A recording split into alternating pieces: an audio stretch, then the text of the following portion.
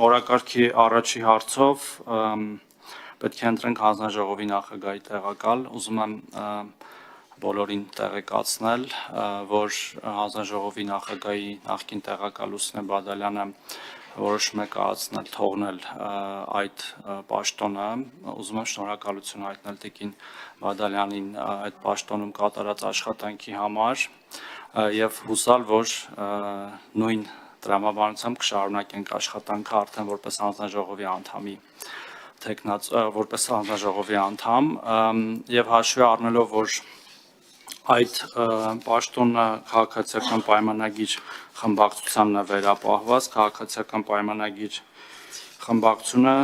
այդ պաշտոնում առաջարկել է Հռիփսիմե Հունանյանի թեկնածությունը,